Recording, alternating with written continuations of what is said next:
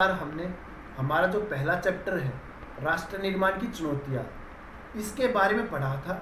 हमने राष्ट्र निर्माण का अर्थ, राष्ट्र निर्माण के मार्ग में आने वाली चुनौतियाँ और उन चुनौतियों का जो समाधान है उनके बारे में पढ़ लिया था। अब हम उससे थोड़ा आगे चलते हैं, भारत विभाजन को समझने का प्रयास करते हैं कि जो भारत का विभाजन है वो किन परिस्थितियों में हुआ और किस तरह हुआ।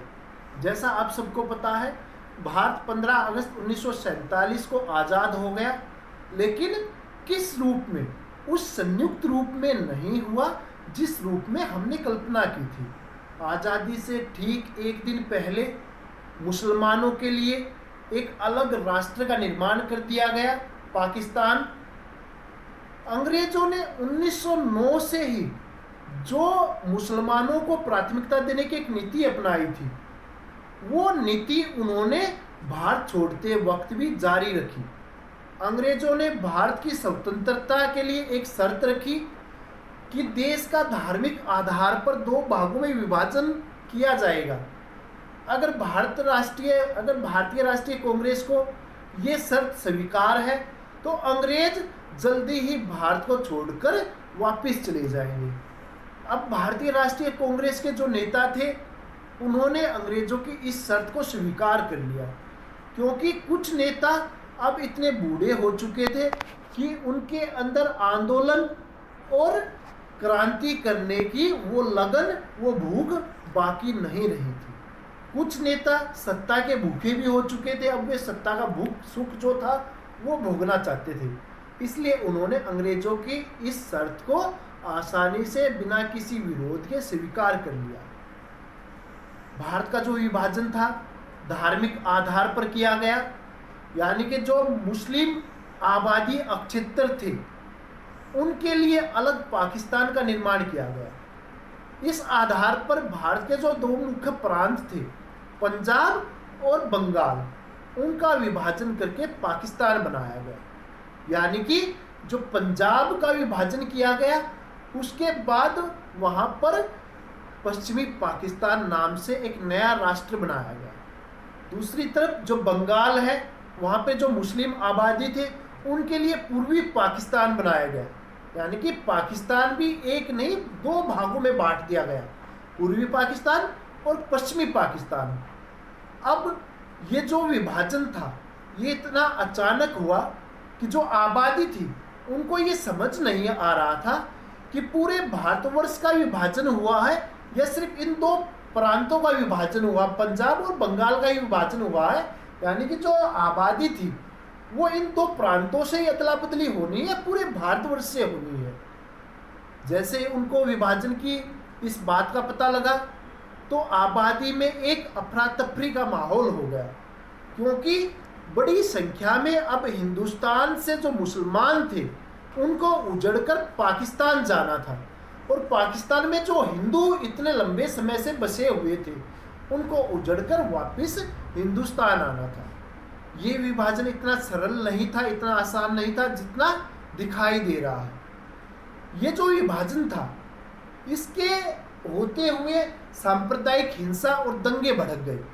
यानी कि पाकिस्तान की तरफ से मुसलमानों ने जो हिंदू वहाँ से उजड़कर हिंदुस्तान आ रहे थे उनको लूटना, उनको मारना काटना शुरू कर दिया। उसकी प्रतिक्रिया भारत में हुई कि भारत से जो मुसलमान पाकिस्तान की तरफ जा रहे थे उनको हिंदुओं ने मारना लूटना शुरू कर दिया, जिसको और अच्छे तरीके से आप जो बॉलीवुड की दो मूवी है गदर और भाग मिल्खा भाग, उससे और अच्छे तरीके से समझ पाओगे।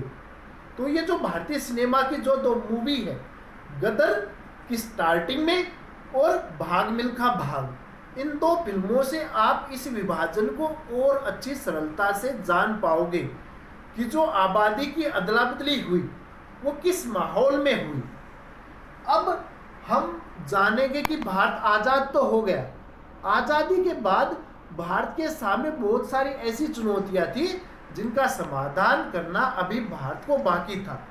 ऐसी ही एक चुनौती थी राष्ट्रीय एकीकरण की चुनौती। अंग्रेजों ने भारत में जो देसी रजवाड़े थे उनको ये अधिकार दे दिया कि अगर उनकी इच्छा है तो वो भारत में शामिल हो जाए, अगर उनकी इच्छा है तो पाकिस्तान में जाकर शामिल हो जाए। अगर उनकी इच्छा स्वतंत्र रहने की है तो वो स्वतंत्र राष्ट्र का निर्माण कर सकते हैं।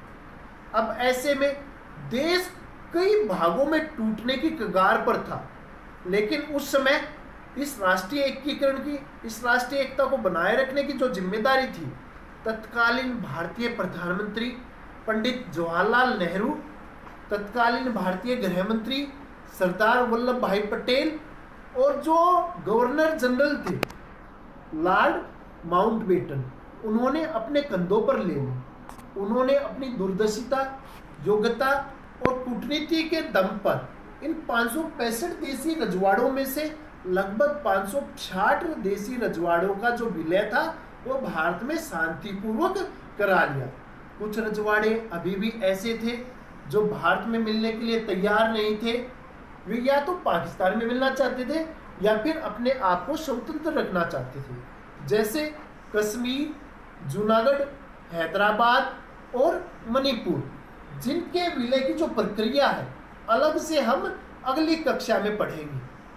तो ये चुनौती जो राष्ट्रीय एकीकरण की थी ये बनी हुई थी, लेकिन इसको पूरा कर लिया सरदार वल्लभ भाई पटेल, पंडित जवाहरलाल नेहरू और लॉर्ड माउंटबेटन ने अपनी योग्यता के दम पर। तो उन्होंने भारत को टुकड़ों में बंटने से बचा तो लिया। अब जो दूसरी चुनौती आई, राज्यों के पुनर्गठन की चुनौती, आनन फानन में जो देसी रजवाड़े थे उनसे लगते हुए जो प्रांत थे उनका विलय उन प्रांतों में कर दिया गया, लेकिन ये इतनी विभिन्नता वाले भर गए कि इस विभिन्नताओं के बीच में सामंजस्य बैठाना मुश्किल हो चुका था। इसी कारण बहुत सारे राज्यों में राज्य से, देश से अलग होने के लिए अलगाववादी आंदोलन चलाए गए, जैसे मद्रास में, आंध्र प्रदेश में इस तरह के आंदोलन चलाए गए। तो इन आंदोलनों को किस तरह रोका जाए, ये सबसे बड़ी चुनौती थी कि जो अलगाववादी आंदोलन भारत के प्रत्येक प्रांत में मुख बाए हुए थे उनको किस तरह रोका जाए, किस तरह शांत किया जाए, इसकी चुनौती भारत के समक्ष थी। हालांकि भारतीय जो प्रशासन था, भारतीय जो सरकार थी, उसने अपनी कूटनीति के दम पर इस समस्या का भी समाधान कर लिया। भारत सरकार ने राज्यों के पुनर्गठन का अध्ययन करने के लिए कि वो कौन सा आधार बनाया जाए जिस आधार पर राज्यों का पुनर्गठन किया जाए, इसके लिए एक राज्य पुनर्गठन आयोग स्थापित किया, जिसने 1957 में अपनी रिपोर्ट दी कि भाषा को आधार बनाया जाए और देश के नए राज्यों को शामिल किया जाए। उस आधार पर देश में 14 नए राज्य और 6 केंद्र शासित प्रदेशों को शामिल कर लिया गया। अगली जो चुनौती थी वो थी शरणार्थियों के पुनरावास की चुनौती। जैसा कि हमने पहले पढ़ा कि पाकिस्तान से बड़ी संख्या में हिंदू उजड़कर भारत आने वाले थे। अब इनके जो पुनर्वास की समस्या थी वो भारत सरकार के सामने खड़ी हो गई। भारत सरकार पहले ही अपने यहाँ पे जो नागरिक थे उनकी जो प्राथमिक ज़रूरतें थी, रोटी, कपड़ा, मकान, शिक्षा, चिकित्सा सुविधा, वो मुहैया कराने में नाकाम साबित हो रही थी। ऐसे में करोड़ों की संख्या में शरणार्थियों का भारत में आना उसने इस समस्या को और ज़्यादा बढ़ा दिया, लेकिन कुछ समय के बाद इस समस्या का भी समाधान कर लिया गया। अगली जो चुनौती थी वो है आर्थिक विकास की चुनौती। अंग्रेजों ने किस हाल में भारत को छोड़ा, किस हाल में भारत को स्वतंत्र किया, भारत का पूरी तरह शोषण किया, और जब शोषण करने के लिए ज़्यादा कुछ नहीं बचा तब उन्होंने भारत को छोड़ना ही मुनासिब समझा। उन्होंने भारत को छोड़ दिया, यहाँ से चले गए। लेकिन भारत के सामने जो चुनौती थी वो थी आर्थिक विकास की चुनौती, कि किस तरह देश का विकास किया जाए, देश को आगे बढ़ाया जाए। और दूसरी जो चुनौती थी इस समय कि आर्थिक विकास करने के लिए कौन सा फॉर्मूला अपनाया जाए, कौन सा सिद्धांत, कौन सी नीति अपनाई जाए जिससे देश का संतुलित विकास हो सके। यानी कि कृषि विकास पर ज़्यादा बल दिया जाए या औद्योगिक विकास पर ज़्यादा बल दिया जाए, ये चुनौती अभी बाकी थी। लेकिन भारतीय प्रशासन ने इस चुनौती को बखूबी समाधान कर दिया। यानी कि पहली जो पंचवर्षीय योजना थी उसमें कृषि के विकास पर ज्यादा बल दिया गया, और दूसरी पंचवर्षीय योजना थी उसमें औद्योगिक विकास पर ज्यादा बल देकर, और उसके बाद की जो पंचवर्षीय योजनाएं आई उनमें दोनों के संतुलित विकास पर बल दिया गया, और जो ये विकास की चुनौती थी इसका हल कर लिया गया। आज यही कारण है, इन्हीं नीतियों का कारण है कि भारत आज इतना आगे बढ़ सका है। अगली जो चुनौती थी, सबसे बड़ी जो चुनौती थी, वो थी लोकतंत्र को स्थापित करने की चुनौती। हमारे जो अधिकतर भारतीय राष्ट्रीय कांग्रेस के नेता थे वे लोकतांत्रिक विचारधारा वाले नेता थे, लोकतांत्रिक विचारधारा को सबसे अच्छा मानते थे, लोकतंत्र को सबसे अच्छा मानते थे। लेकिन लोकतंत्र के लिए सबसे ज्यादा जरूरी है जनता का शिक्षित होना और जागरूक होना, कि उन्हें अपने अधिकार और कर्तव्यों के बारे में पता हो। लेकिन जो सबसे बड़ी चुनौती थी वो यही थी कि जो जनता थी वो जागरूक नहीं थी, अपने अधिकार अपने कर्तव्यों को लेकर शिक्षित नहीं थी। तो अब पूरी दुनिया का जो रुख था वो भारत की तरफ था कि भारत ने लोकतंत्र तो अपना लिया, लेकिन इस लोकतंत्र को कायम कैसे रखेंगे, ये सबसे बड़ी चुनौती थी, और पूरी दुनिया इसकी तरफ मुंह किए हुए थी। भारतीय जो नेता थे उन्होंने अपने प्रयास किए लोकतंत्र को मजबूत करने के लिए। भारतीय जो प्रशासन था उसने 1950 में देश में निष्पक्ष चुनाव कराने के लिए चुनाव आयोग की स्थापना कर दी। 1950 में इसको कार्य दे दिया कि इसको जितना जल्दी हो उतनी जल्दी इसको देश में लोकसभा के पहले आम चुनाव कराने हैं। चुनाव आयोग ने जल्दी ही चुनाव की तैयारियां पूरी कर दी, लेकिन उसमें बहुत सारी खामियां थी। जो मतदाता सूचियां तैयार की गई उसमें जो प्रविष्टियां नाम दर्ज किए गए उनमें बहुत सारी गलतियां थी। लगभग 1 करोड़ के आसपास की जो आबादी थी उनको मतदाता सूची में जगह ही नहीं मिली। तो ये जो खामियां थी इनका निपटारा करना था, इसलिए चुनाव आयोग ने, भारतीय प्रशासन ने चुनाव को रद्द कर दिया और फिर से तैयारियों में जुट गए।